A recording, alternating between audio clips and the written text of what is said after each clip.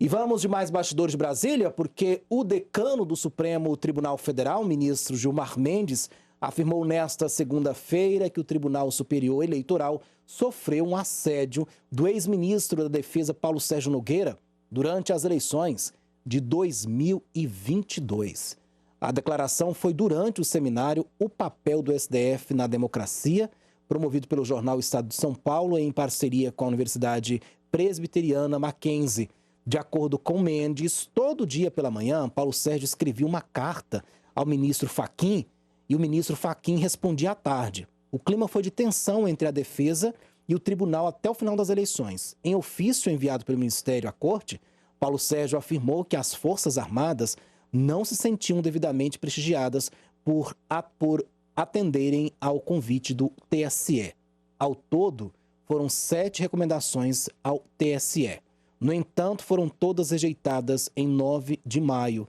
Segundo a Corte, contribuições ao processo eleitoral só poderiam ser feitas até 17 de dezembro de 2021. À época, o então presidente Jair Bolsonaro disse que o TSE se recusou a discutir com as Forças Armadas. James, por que só agora o Gilmar Mendes trouxe isso à tona? Olha, a gente precisa fazer essa análise, principalmente com o que o ministro disse, né? O TSE sofreu um assédio, beleza, tranquilo. Não da população ou torcedores para a eleição do Bolsonaro. Aí sim, aí nós entramos aqui no amor, né? No amor que os ministros têm pelo presidente Lula. Não tem necessidade eles fazerem as provocações que o Barroso já fez e também agora o Gilmar Mendes, que estava sumido, fora dos holofotes, né, fazer brincadeiras ou ironias para um lado ou para o outro. Nós queremos uma Suprema Corte totalmente imparcial, que não pese para um lado e não pese para o outro lado. O que nós vemos hoje é uma Suprema Corte que quer fazer o julgamento e quer também quer legislar nesse país. Infelizmente, a gente precisa dessas mudanças. E agora, esse assédio, e principalmente com essa ironia que o Gilmar Mendes está falando a respeito aqui dos torcedores do Bolsonaro, né, que de fato fazendo essa ironia, brincando num congresso tão importante lá, infelizmente isso a gente deixa uma fragilidade, né? E esse clima de tensão, ou pedir, ou resposta à tarde, isso é um dever do TSE, né? Teve uma reivindicação, tem que responder.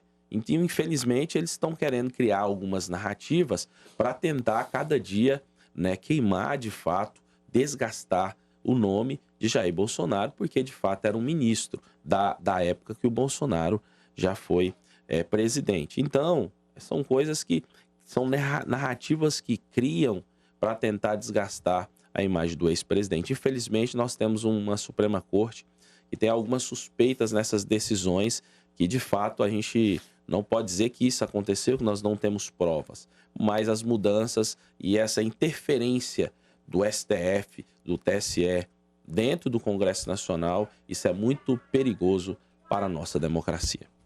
Ulisses Aécio, essa declaração dada pelo ministro Gilmar Mendes gera um comportamento que nós acompanhamos também na época das eleições, porque a imprensa sempre estava divulgando, né, informando sobre essas supostas tentativas de ministro, né? Exatamente, de ex-ministros do ex-presidente Jair Bolsonaro, né, de interferir no TSE. De fato, havia esse interesse, Ulisses, aí desses ex-ministros do ex-presidente Jair Bolsonaro no TSE? E qual que seria essa intenção? Perpetuação no poder, né? Pode ser que tenha isso. Agora, veja bem, essa declaração ela é, no mínimo, assim, inusitada pela inoportunidade do momento.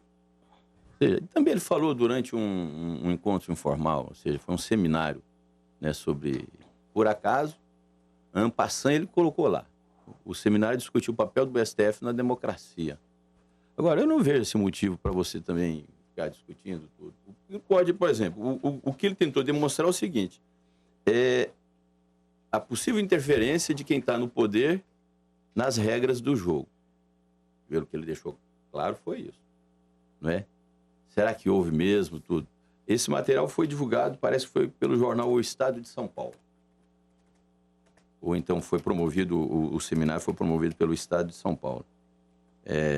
Então, é uma declaração, vamos dizer assim, en passant, ou seja, sem nenhum cunho de acusar ou denunciar, não é? É declaratório, e eu não acho que abala em nenhum momento os rumos da democracia no Brasil. Porque nós temos uma democracia, por enquanto, já assim consolidada.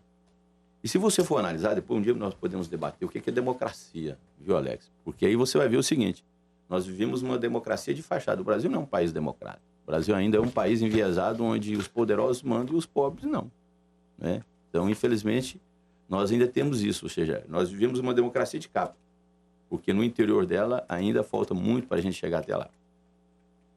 Tá certo, são 8 horas e 12 minutinhos, Ulisses, obrigado pela sua participação. Por falar em participação, nós temos aqui o seguinte, bom dia, ninguém foi enganado, todos que votaram neste cara que está aí sabia muito bem o que iria acontecer. Só uma rápida análise no alto escalão desse desgoverno, não precisa dizer mais nada, vergonha, vergonha, fora PT, Gutenberg Oliveira, que fala aqui de Goiânia. Obrigado, Gutenberg, pela sua participação.